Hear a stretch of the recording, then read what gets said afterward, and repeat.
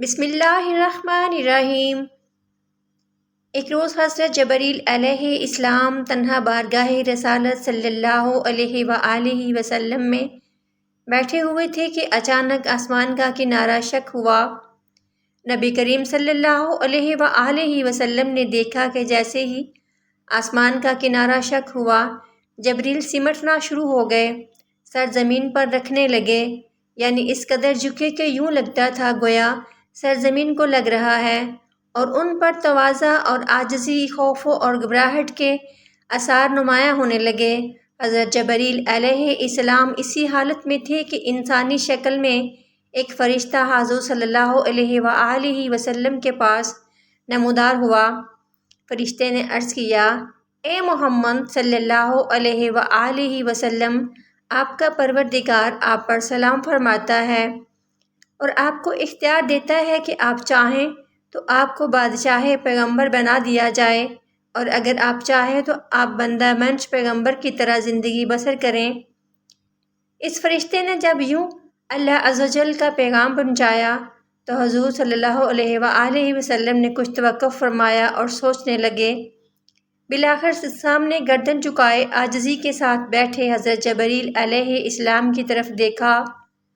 حضرت جبریل علیہ السلام سمجھ گئے کہ حضور صلی اللہ علیہ وآلہ وسلم اس معاملے میں مجھ سے مشورہ طلب فرما رہے ہیں۔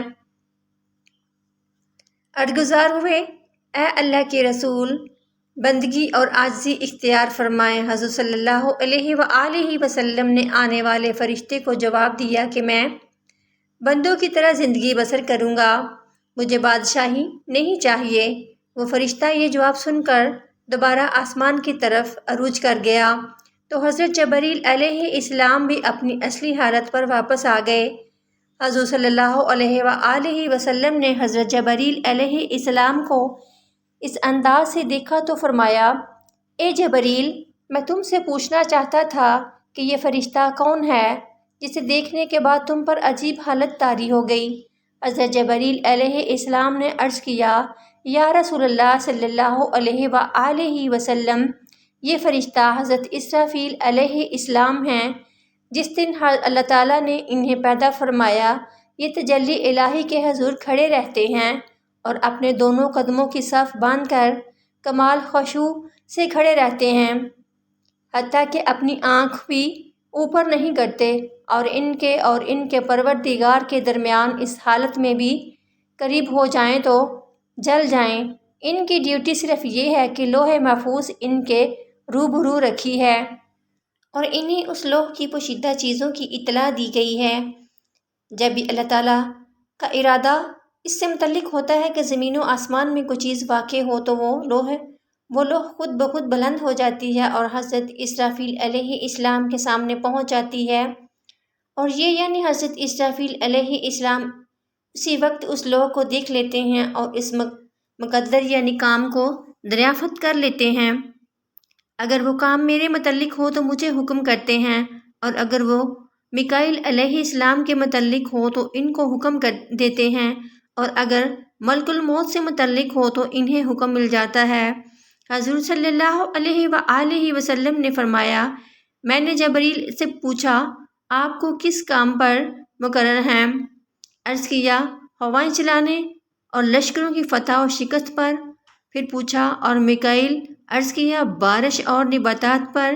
پھر پوچھا، اور ملک الموت؟ عرض کیا، روحیں قبض کرنے پر۔ حضرت جبریل علیہ السلام نے مزید عرض کیا، جب اسرافیل علیہ السلام نیچے آئے تو میں نے خیال کیا کہ اب قیامت قائم ہونے کا وقت ہے، اور ڈر گیا، اور میری حالت میں جو تبدیلی آپ نے دیکھی وہ اسی ڈر کی وجہ سے تھی۔ حضرت اسرافیل علیہ السلام اللہ کے وہ معزز فرشتے ہیں جو اپنے منہ میں سور لیے ہوئے ہیں کہ جیسے ہی انہیں حکم ہوگا یہ سور پھونک دیں گے، اور یہ قیامت کے قائم ہونے کا دن ہوگا۔ اوپر بیان کردہ روایت کے مطابق حضرت اسرافیل علیہ السلام اس حوالے سے تمام فرشتوں سے افضل ہیں کہ آپ قرب و منزلت اور لوح محفوظ کی پوشیدہ چیزوں پر مطلع ہونے میں سب سے آگے ہیں، یہاں تک کہ حضرت جبریل، میکائیل، اسرائیل علیہ السلام پر بھی حکم چلاتے ہیں۔ لیکن اگر وحی الہی اور شرع نازل کرنے کے نوع انسانی کی تکمیل اور اس نوع کے افراد کی آخرت کی اصلاح، انوار و برکات کے ساتھ عبادت گزاروں اور اطاعت شعاروں کی امداد اور ظالموں اور فرعونوں کو ہلاک کرنے کے لحاظ سے دیکھا جائے تو حضرت جبریل علیہ السلام بزرگی میں افضل ہیں، لیکن یہ افضلیت مطلقاً نہیں بلکہ خصوصاً ہے۔